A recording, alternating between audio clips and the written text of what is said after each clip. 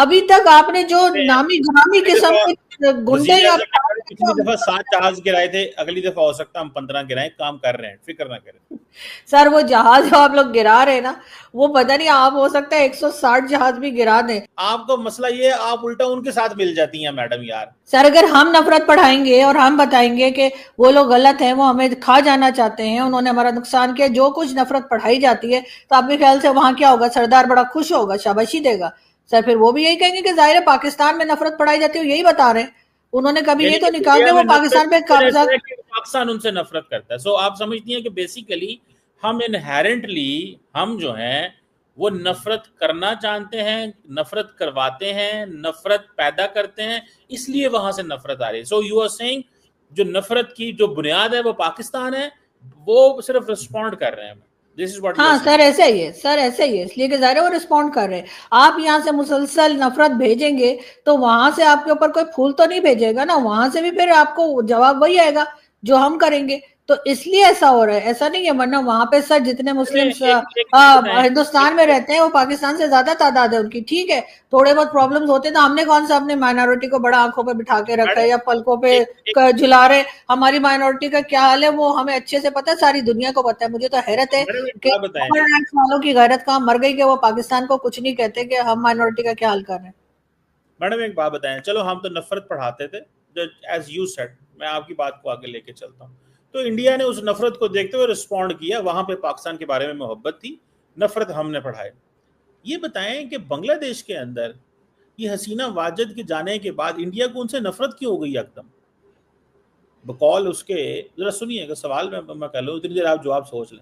हम्म, मतलब India India में जब से हसीना वाजिद थी तो बड़ी मोहब्बत थी, हम्म, बड़ी मोहब्बत थी ना। हम्म, जैसे ही हसीना वाजिद गई, मोहम्मद यूनुस आ गए, तो इंडिया के अंदर फटाफट नफरत भर गई बांग्लादेश के बारे में। हम्म। वो उसकी लॉजिक क्या होती है? मैंने आपको सवाल लंबा किया ताकि आप जरा हाँ अच्छे से सोचें। हाँ बिल्कुल सर, उसकी रीजन यही है कि जो पहले गवर्नमेंट थी बांग्लादेश की, उस वहां पर हमने कभी देखा नहीं था, उन्होंने फौज को फौज की जगह पे रखा था, मुल्लाओं को मुल्लाओं की जगह पे रखा था। मैं शेख हसीना से इस बात से बहुत इम्प्रेस हूँ। उनके जाने के बाद आपने देखा किस तरह से जो माइनॉरिटी है उसके ऊपर अटैक्स चले, किस तरह से हिंदुओं को मारा गया, किस तरह से माराकाट और जो जलाओ गिराव था। तो सर वो तो वही वाला काम कर रहे थे ना जो हम करते हैं। तो बस हमें उनसे प्यार हो गया, हमने कहा वाह, ये तो बिल्कुल वही काम कर रहे हैं जो हम माइनॉरिटी के साथ करते हैं। तो इसलिए सर अब हमारे ताल्लुकात बहुत अच्छे हैं।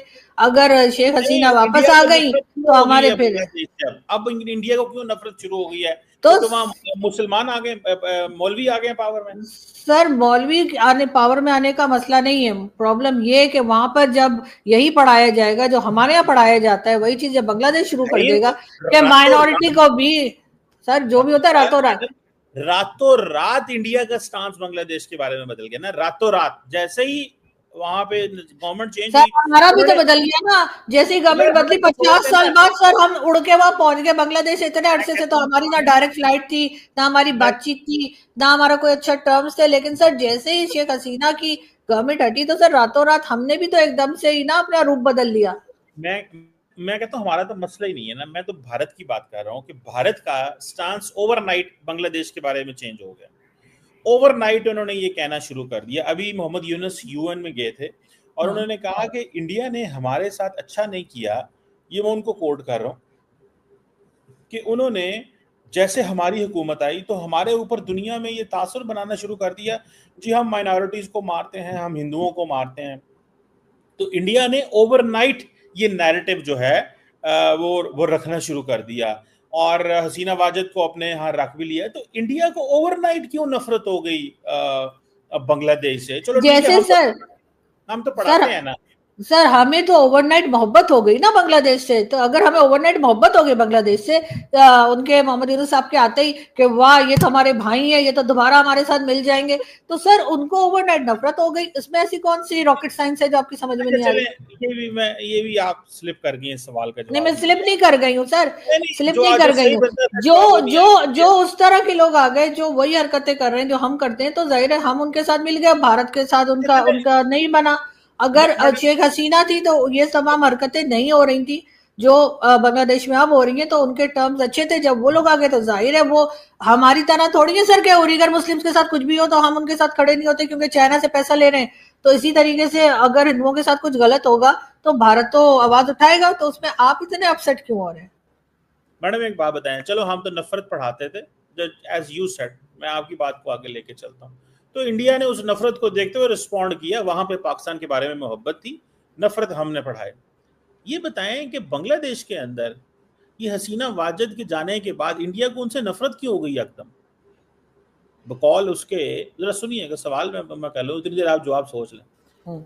मतलब इंडिया इंडिया में जब से हसीना वाजिद थी तो बड़ी मोहब्बत थी, बड़ी मोहब्बत थी ना। जैसे ही हसीना वाजिद गई, मोहम्मद यूनुस आ गए, तो इंडिया के अंदर फटाफट नफरत भर गई बांग्लादेश के बारे में। वो उसकी लॉजिक क्या होती है? मैंने आपको सवाल लंबा किया ताकि आप जरा हाँ अच्छे हाँ बिल्कुल सर, उसकी रीजन यही है कि जो पहले गवर्नमेंट थी बांग्लादेश की, उस वहां पर हमने कभी देखा नहीं था, उन्होंने फौज को फौज की जगह पे रखा था, मुल्लाओं को मुल्लाओं की जगह पे रखा था। मैं शेख हसीना से इस बात से बहुत इम्प्रेस हूँ। उनके जाने के बाद आपने देखा किस तरह से जो माइनॉरिटी है उसके ऊपर अटैक्स चले, किस तरह से हिंदुओं को मारा गया, किस तरह से माराकाट और जो जलाओ गिरा होता। तो सर वो तो वही वाला काम कर रहे थे ना जो हम करते हैं। तो बस हमें उनसे प्यार हो गया, हमने कहा वाह, ये तो बिल्कुल वही काम कर रहे हैं जो हम माइनॉरिटी के साथ करते हैं। तो इसलिए सर अब हमारे ताल्लुकात बहुत अच्छे हैं। अगर शेख नहीं, हसीना वापस इंडिया आ को गई नफरत तो क्यों हो गई हमारे है फिर बांग्लादेश से? अब इंडिया को क्यों नफरत शुरू हो गई है?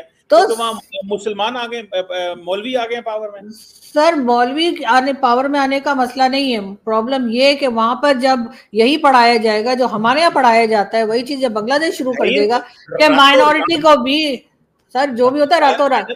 रातों रात इंडिया का स्टांस बांग्लादेश के बारे में बदल गया ना, रातों रात। जैसे ही वहां पे गवर्नमेंट चेंज सर हुई, हमारा भी तो उन्होंने, बदल गया ना। जैसे ही गवर्नमेंट यार बदली हमें तो बोल 50 साल देना। बाद सर हम उड़ के वहां पहुंच गए बांग्लादेश। इतने अरसे से तो मैं हमारी ना डायरेक्ट फ्लाइट थी, ना हमारी बातचीत थी, ना हमारा कोई अच्छा टर्म्स थे। लेकिन सर जैसे ही शेख हसीना की गवर्नमेंट हटी तो सर रातों रात हमने भी तो एकदम से ही ना अपना रूप बदल लिया।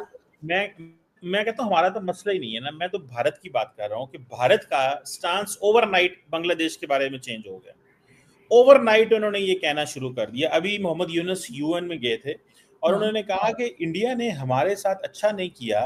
ये मैं उनको कोट कर रहा हूँ कि उन्होंने जैसे हमारी हुकूमत आई तो हमारे ऊपर दुनिया में ये तासुर बनाना शुरू कर दिया, जी हम माइनॉरिटीज को मारते हैं, हम हिंदुओं को मारते हैं।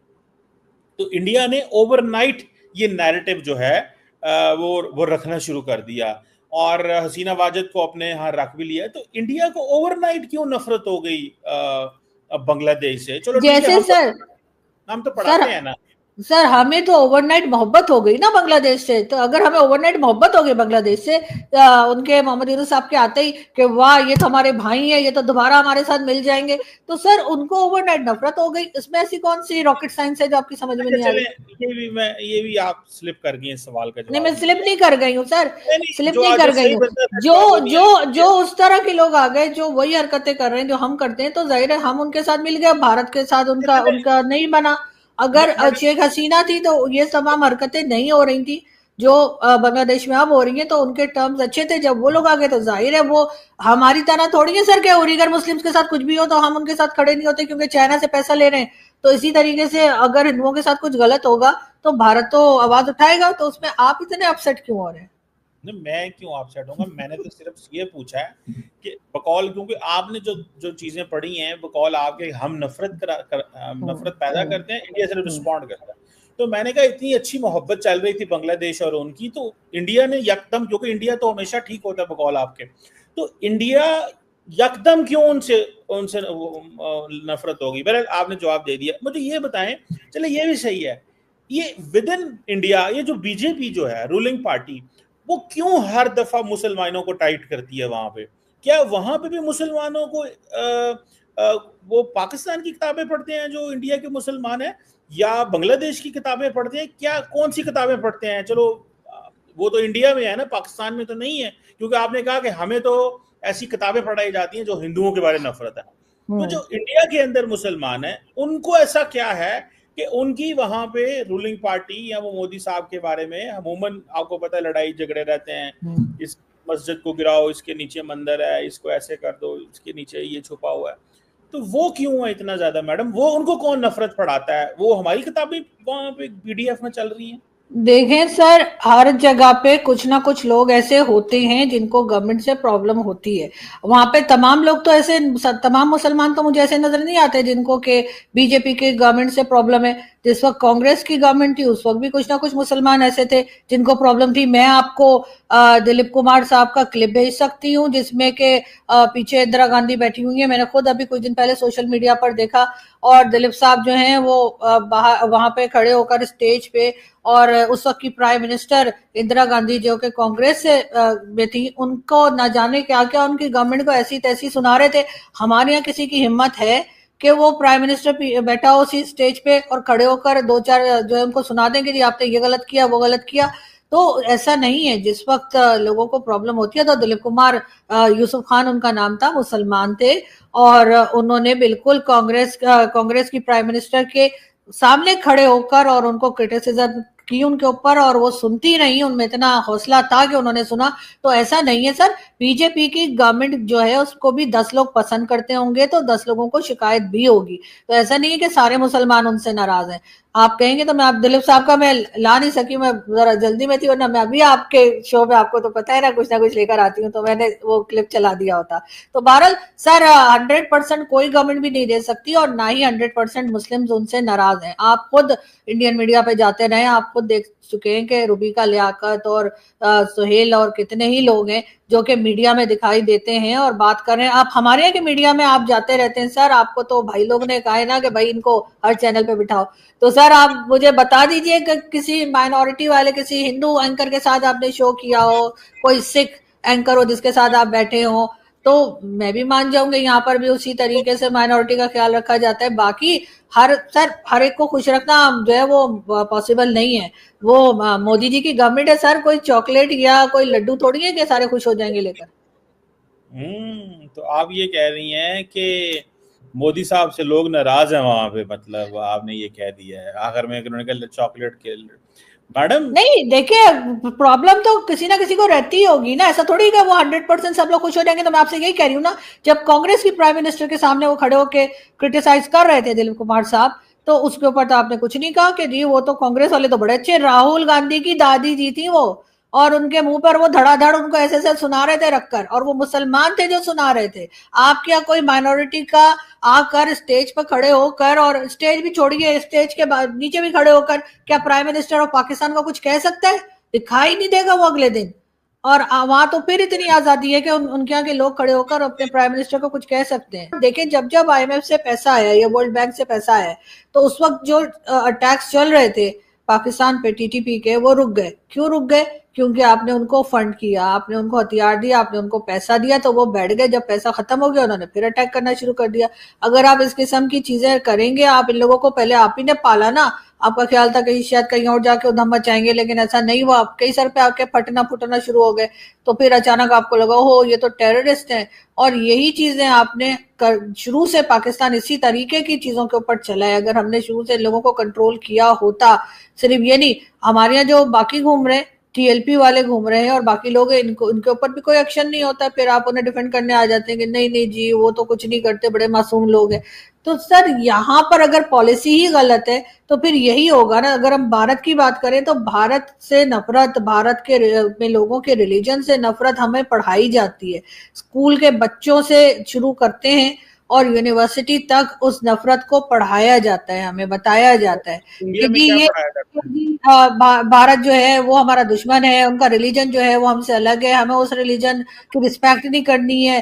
सर हर रिलीजन की रिस्पेक्ट होनी चाहिए ना हमारे, अगर हम चाहते हैं हमारे रिलीजन की रिस्पेक्ट हो तो हमें भी दूसरों की करनी पड़ेगी। लेकिन अगर हम नहीं करेंगे और हम ये कहेंगे कि नहीं हम ही सबके चौधरी हैं, तो फिर सर यही होगा जो इस वक्त हो रहा है। सर इस पे सोचिए जरा सर, आपको लोग सुनते हैं सर, आप एक साथ 10-12 पाकिस्तान के चैनल्स पे भी आते हैं सर, बड़े बड़े चैनल्स पे बैठ के सर आप ज्ञान दे रहे होते हैं, तो सर थोड़ा लोगों को समझाएं।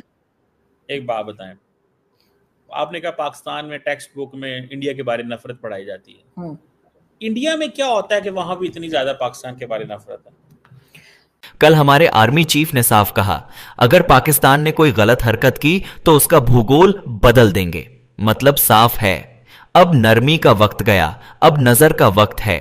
और आज वही बात सुनकर पाकिस्तान में मातम पसरा है। कमर चीमा कैमरे के सामने रोने लगा।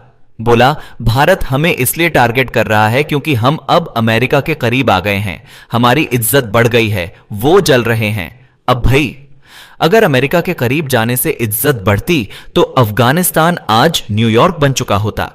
असल बात यह है कि पाकिस्तान की हालत ऐसी है, कर्ज में डूबा देश, अंदर गृहयुद्ध जैसी स्थिति और ऊपर से हर बार आतंकवाद का ठेका लेकर बैठा है। अब जब भारत ने सख्ती दिखाई है तो इन्हें लगने लगा है कि हमारी फौज को टारगेट किया जा रहा है। अरे भाई, जब फौज सीमा पार से आतंक भेजेगी तो निशाना बनेगी ही ना। और आज इनके डीजी आईएसपीआर ने फिर बयान दे दिया, अगर भारत ने हमला किया तो हम हर जगह से जवाब देंगे। अरे जनाब, पहले अपने मुल्क में बिजली और आटा तो मुहैया करा दो, फिर हर जगह से जवाब देने की बात करना। सच यह है कि पाकिस्तान की परेशानी यह नहीं है कि भारत कुछ करेगा, बल्कि यह है कि भारत अब कुछ करेगा भी और बोलेगा भी नहीं, क्योंकि नया भारत जवाब देने से पहले प्रेस कॉन्फ्रेंस नहीं करता, सीधा एक्शन करता है। और अब पाकिस्तान का डर यही है कि अगली सुबह भूगोल सच में बदल भी सकता है।